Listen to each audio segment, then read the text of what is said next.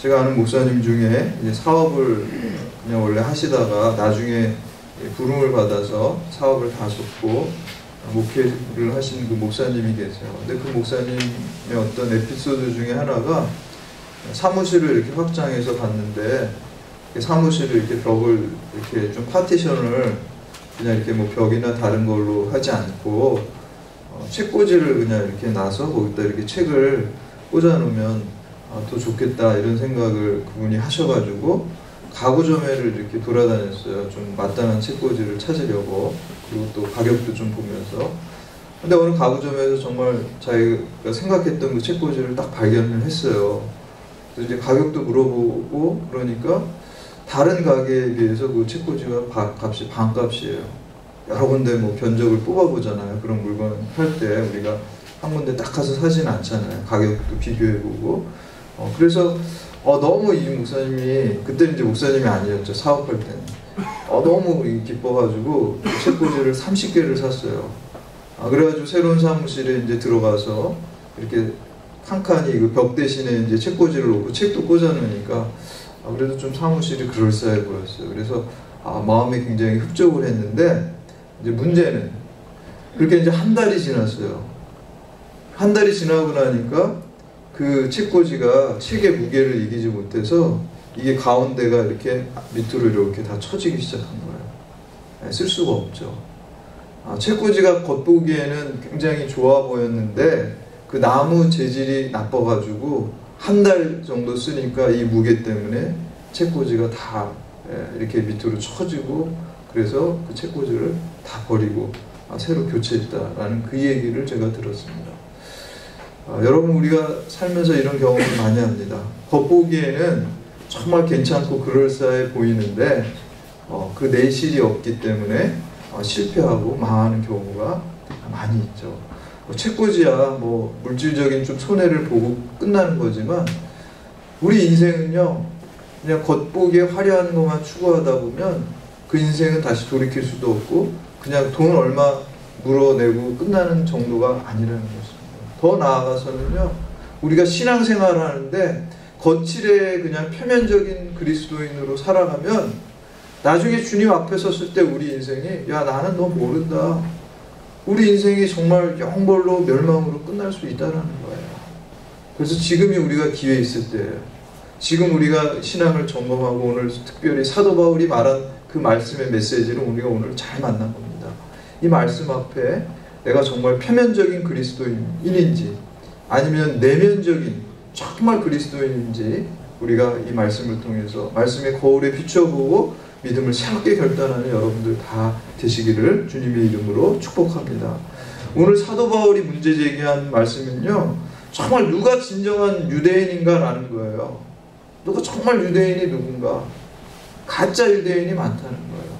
이거를 지금 우리 신약 성도인 우리들의 좀 버전으로 용어를 바꾸면 뭐가 될까요?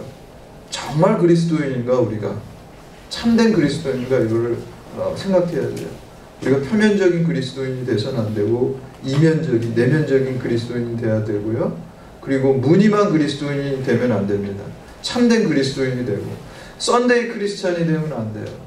정말 리얼 크리스찬이 우리가 돼야 됩니다. 그래서 오늘 말씀을 통해서 우리가 참된 그리스도인으로 결단하시기 바랍니다. 우리 공자는요, 그 노노라는 책에 보면 세 사람이 길을 갈 때 항상 배울 게 있다 그래요. 장점을 가진 사람에게는 그 장점을 배우면 되고요. 또 이렇게 봐도 아무리 이 사람은 장점이 없어. 그래도 배울 게 있어요. 뭘 배울 수 있겠습니까? 저렇게 살면 안 되는구나. 그걸 배우는 거예요. 반면교사. 그래서 어떤 사람을 만나도요 다 배울 게 있어요. 좋은 점이 있는 사람은 전면교사로 삼으면 되고요. 좋은 점이 없고 나쁜 점이 많은 사람은 나는 저렇게 살면 안 되겠다. 다른 사람이 저렇게 살면 다 싫어하겠다. 반면교사로 삼으면 돼요. 이렇게 항상 누구를 만나든지 어떤 상황에 속하든지 배우는 사람, 변화하는 사람이 발전하는 거예요.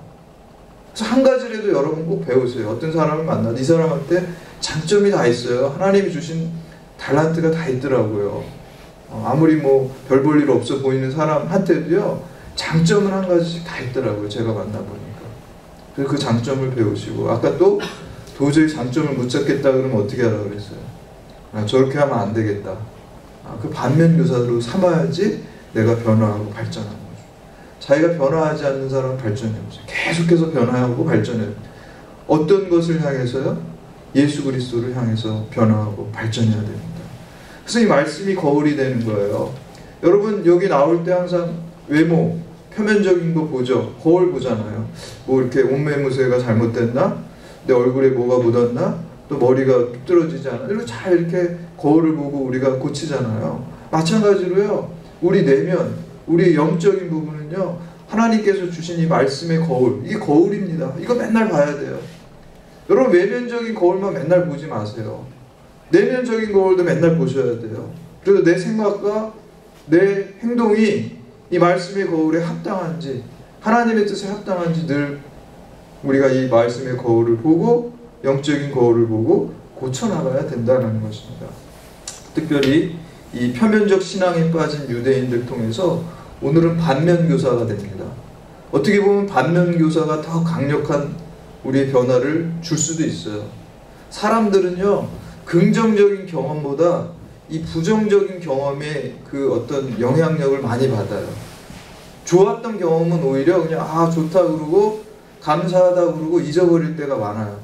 근데 진짜 나의 삶을 변화시키는 거는요, 네거티브한 경험이에요. 어떻게 보면. 한번 잘 생각해 보세요. 여자친구 만나가지고 이렇게 막 좋았던 기억이 나를 변화시키는 게 아니라요. 사실은 여자친구하고 헤어진 그 아픔, 부정적인 경험이 나를 변화시켜요. 사실은.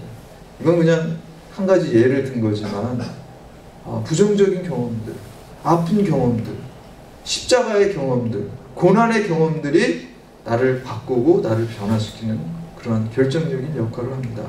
반면교사가 더 힘있는 우리의 변화의 동력이 될 수 있습니다. 오늘 그 사도 바울이 말하는 거는요, 유대교인, 표면적 그리스도인, 이렇게 살면 안 된다는 거예요. 그 교훈을 가지고 우리가 참된 그리스도인으로 결단하시기 바랍니다. 첫 번째는 이 표면적 그리스도인, 표면적 유대인들은요, 특권에는 예스하고 책임에는 노를 했기 때문에 표면적인 신앙에 빠질 수밖에 없었습니다. 우리 17절에 보면 유대인들이 자신이 유대인이라는 사실에 얼마나 자부심을 가지고 있는지 알 수가 있습니다. 그래서 유대인들은요, 아침에 일어나면 맨날 기도하는 것 중에 하나가 하나님, 내가 정말 저 이방인이 아니라 유대인으로 태어난 게 너무 감사합니다. 이 기도를 하루도 빼지 않고 했다 그래요. 영어에서 그 유대인이라는 거 Jew라고 그러죠. Jew. 유대라는 거죠. 이 유대라는 말은 원래 찬양이라는 뜻이에요. 찬양이라는 뜻이 있습니다. 우리가 창세기 49장에 보면요, 야곱이 이제 임종 죽기 직전에 그 12 아들들을 이렇게 불러놓고 한 명씩 다 예언적인 유언과 축복을 하는 게 나옵니다. 49장이. 그 중에서 네 번째 아들이 유다잖아요. 근데 유다 지파 그 후손들이 유다에게 그 야곱이 그 예언전 축복을 뭐라 그러면요, 유다야 너는 내 형제의 찬송이 될지니라. 유다라는 뜻에 찬송이라는 뜻이 있어요. 그리고 광림교회에 그 찬양팀이 있어요. 그 찬양팀 이름이 유다 지파예요. 이름이 그 유다가 찬양이라는 뜻이에요. 근데 유다에서 어떻게 유대가 찬양이 됐냐? 그거는요, 유다가 12지파의 한 지파였고, 이제 솔로몬 이후에 이제 북이스라엘과 남유다로 이렇게 나뉘잖아요. 근데 이 남유다는 주로 유다 지파 중심으로 되는데, 이게 나중에 이제 바벨론에 의해서 여기도 멸망하고 포로 생활하고 나중에 다시 이제 뭐 고레스에서 다시 오게 됩니다. 그때 그냥 12지파를 다 통칭해서 그냥 유다 지파가 대표인 유대라고 이렇게 표현을 하게 됐어요. 그래서 그 유대가 찬양이라는, 유다의 뜻을 가지고 찬양이라는 뜻을 가지고 있습니다. 그래서 유대인이라고 하면 하나님을 찬양하는 백성, 하나님의 백성, 선민, 이런 의식과 자부심을 아주 가지고 있는 백성입니다. 그래서 이러한 자부심을 가지고 있고, 그 가운데 하나는 모세의 율법, 하나님의 그 율법을 자기네들만 가지고 있다는 자부심이 있습니다. 저 이방인들은 하나님도 모르고 우리는 하나님의 말씀을 알고 하나님의 뜻을 알고 하나님께 선택받은 선민이라는 의식이 있어요. 그 중에 표식이 바로 할례라는 거예요. 그래서요, 그 유대인들이 그 이방인들을 이렇게 얕잡아서 얘기할 때, 아, 저 할례 받지 못한 저 이방인들, 그렇게 얘기를 해요. 성경에 보면요, 다윗이 골리앗과 싸울 때 뭐라고 말하는지 아세요? 저 할례 받지 못한 저 백성이 우리 선택받은 우리 백성을 모욕한다라고 얘기를 해요. 할례 받지 못한 것. 할례와 율법과 하나님의 백성이라는 자부심이 가득 있었다는 거예요. 근데 우리 그 18절 말씀 보면 이렇게 나옵니다. 우리 18절 말씀 함께 봉독합니다. 18절 시작. 율법의 교훈을 받아 하나님의 뜻을 알고 지극히 선한 것을 분간하며. 이렇게 선민의식, 특권의식이 강했습니다. 근데 문제는요, 이렇게 특권의식과 선민의식이 강했는데 정말 하나님이 원하시는 뜻을 진정으로 그들이 실천하는 그 책임을 다하지 못한다 해서 표면적인 신앙인으로 전락할 수밖에 없었습니다. 누가복음 18장에 보면요, 그 바리새인과 세리의 기도의 장면이 나옵니다. 11절에 이렇게 나옵니다. 바리새인은 서서 따로 기도하여 이르되 하나님이여, 나는 다른 사람들 곧 토색, 불의, 간음을 하는 자들과 같지 않고 이 세리와 같지 아니함을 감사합니다. 유대인들은 이 종교적인 특권에만 집착하고 이 특권에 따르는 참된 의미, 정신, 그것을 실천하는 일에는 소홀히 했기 때문에 표면적인 신앙으로 전락했습니다. 예수님이 제일 공격한 사람이 누구예요? 복음서에 보면 이 바리새인들이에요. 유대인들, 종교 지도자들이에요. 표면적인 종교 지도자들, 회칠한 무덤이라 그러잖아요. 겉에만 번지름하고 속에 나고 썩어 문드러지고. 가장 공격한 거 위선적인 신앙. 여러분, 오늘 우리도 그럴 수 있어요. 예수님이 오시면 여러분, 이 교회에 그냥 표면적으로 나와서 예배 드렸다는 걸로 다 끝나는 게 아닙니다.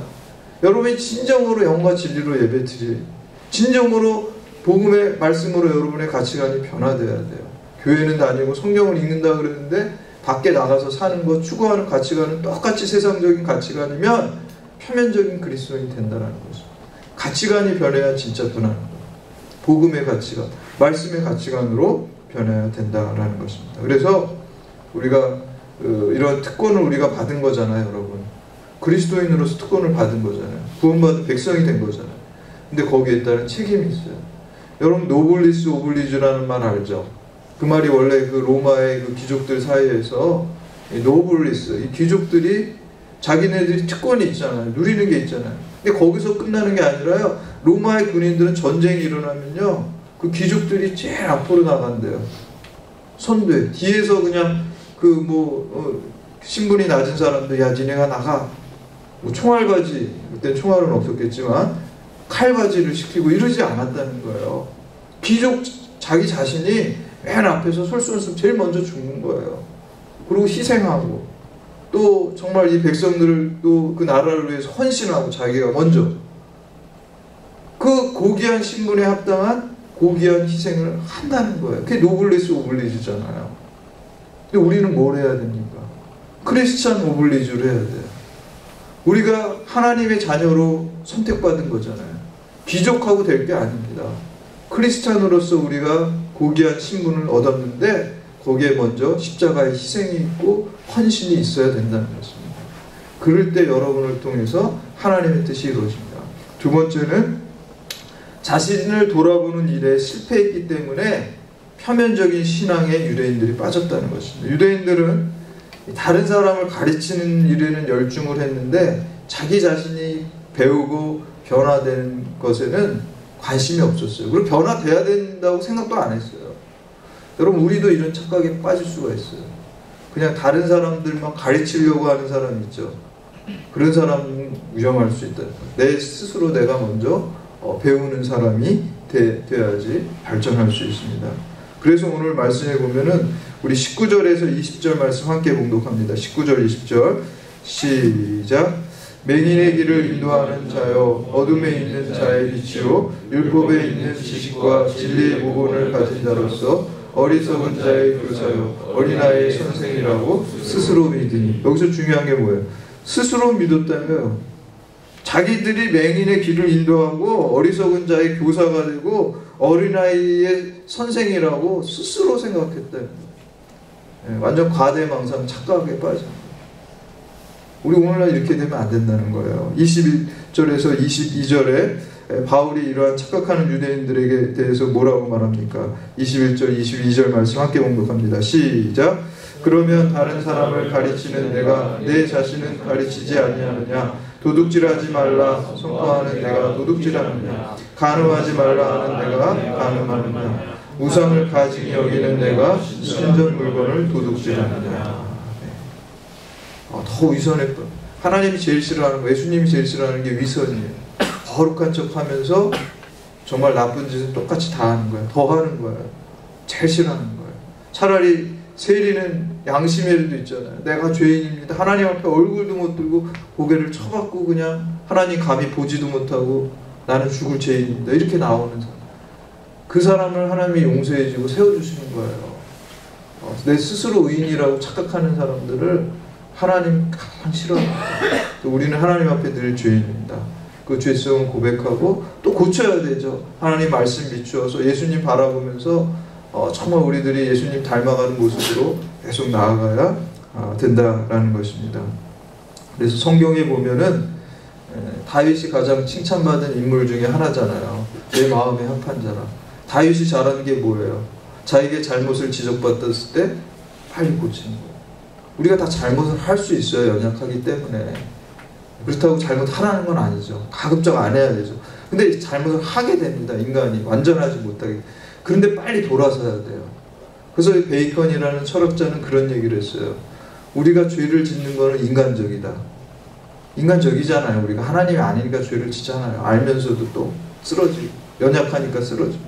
그러나 계속해서 죄악에 머무는 것은 마귀적이다. 죄를 질 수는 있어요. 그러나 우리가 말씀을 통해서 또 성령의 역사를 통해서 찔림을 받았을 때 돌이켜야 된다는 거예요. 돌이키지 않고 계속 죄를 짓고 죄에 머무는 것은 멸망의 자녀가 되는 거예요. 그래서 우리가 죄악 가운데서 그런 돌이키는 게 그 최상의 상책이에요. 다윗이 그랬잖아요. 자기가 범죄하고 그 우리아의 아내 밧세바를 범했을 때 나단 선지자가 지적했을 때 그때 전제군주 시대잖아요. 그 선지자가 아무것도 아니잖아요. 뭐 빼 그러면 그거 끝나는 거예요 사실. 근데 어떻게 해요? 내가 죄라고 하나님 앞에 그냥 회개하잖아요. 그러니까 하나님 마음에 합한 자라는 거예요. 제가요 예전에 대학교 때 그 청년부 회장 했었어요. 그때 이제 저 분당의 만납교회 거기 큰 교회잖아요. 청년 1부, 청년 2부 막 같이 있었는데 그때 그 청년 1부는 좀 나이 많으신 분들, 청년 2부는 나이가 좀 어린 학생들. 그래서 그 청년 1부 회장형이랑 저랑 이제 답사를 갔어요. 강화도에. 답사를 딱 갔는데 수련의 장소를 알아보러 둘이 간 거예요. 근데 그 형이랑 나랑 갔는데 그 형이 뭐 다 알아서 하니까 그냥 뭐 군대도 갔다 온 형이고 뭐 이제 4학년이고 되게 똑똑한 형이고 카투사 갔다 와가지고 영어도 잘하고 아주 똑똑한 형. 근데 그 형이 다 알아서 그냥 해고 척척척 하니까 나는 그냥 아무 생각 없이 영혼 없이 따라만 다녔어요. 근데 문제가 생겼어요. 수련회 막상 딱 가려고 그랬는데 그 형이 회사에 취직이 된 거예요. 4학년 말에. 예. 취직이 돼서 수련회를 못 가게 됐어요. 그러니까 그 수련회를 누가 인도해야 돼? 제가 인도해야 돼. 길을 안내하고. 근데 나는 그때 그 형이 당연히 갈 줄 알고 아무 생각 없이 따라갔던 거예요. 그래서 이제 버스가 45인승 버스가 2대 그냥 청년들이 타고 가는데 제가 1호차에 맨 앞자리 타서 기사 아저씨한테 이렇게 길 안내를 했는데 기사 아저씨가 엄청 무서운 아저씨예요. 예. 장로님들한테도 막 소리치고 장로님들도 쩔쩔매는 그 기사 집사님인데 공포의 그 집사님인데 길을 이렇게 시골길을 가는데 막 다 비슷하잖아요. 시골길을 가면 거기서 거기고 여기인지 저기인지 잘 헷갈리고 건물이라도 있어야지 그걸 이정표로 삼는데 건물도 없고 다 논과 밭이니까 뭐를 삼을 데가 없어. 근데 갈림길이 딱 나왔는데 기사 아저씨가 아주 그냥 어디야? 이러는 거야. 근데 이제 지금 어딘지 모르겠네. 막 속에서 식은땀이 나고 이제 큰일 났다. 어딘가 대답을 해야 돼. 차는 이제 막 앞으로 달려가고 그러니까 막 그냥 머리가 하얘지는 거야. 뭔가 대답해야 되는데 오른쪽이요. 대답을 했어. 잘 모르고 그냥 대답한 거야. 대답 안 하면 혼나니까. 잘 모르겠는데 이거 혼날 것 같아. 오른쪽으로 가는데 가도 여기가 아닌 것 같은 확신이 점점 들고 있어. 이제는 정말 이거는 미치겠더라고. 이거 이제 근데 점점 멀어지는 거야 지금. 계속 어떻게 해야 돼요? 빨리 말해야 돼요. 빨리 회개해야 돼요. 그것밖에 해결책이 없어요. 더 늦어지면 더 멀리 가는 거예요. 더 큰일 나는 거예요. 빨리 돌이켜가지고 혼나고 다시 와야지, 그래야지 일이 수습되는 거예요. 회개는 빨리 할수록 좋은 거예요. 아까 그 논어에 보면 그 공자가 그러잖아요. 군자는 자기의 과실을, 잘못을 알게 되면 빨리 돌이키는 사람이라고 해서 빨리 돌이키는 거예요. 여러분, 하나님의 마음에 합한 자는 뭐예요? 빨리 돌이키는 사람. 내 잘못을. 그래서 유대인들, 표면적인 그리스도인이 된 거는 자기 자신을 돌아보지 못하고 빨리 돌이키지 못했기 때문에. 마지막으로 세 번째, 형식에만 집착하고 내용에는 무관심했기 때문에 표면적인 신앙에 빠졌습니다. 유대인들은 하나님의 백성이라는 대표적인 상징이 아까 할례라고 그랬어요. 할례 받는 것, 외면적인 거죠. 할례의 원래 기원이 어디입니까? 아브라함하고 하나님이 약속한 것이잖아요. 그리고 그 할례, 왜 그러면 할례가 요즘 뭐죠? 요즘 말로 하면 포경수술이잖아요. 포경수술. 남자 그 성게 앞에 뼈피를 칼로 잘라내는 게, 그게 왜 하나님하고 약속이 될까? 그게 뭐 지금이야 그냥 위생상 그렇다 그러지만 그게 어떻게 하나님이야?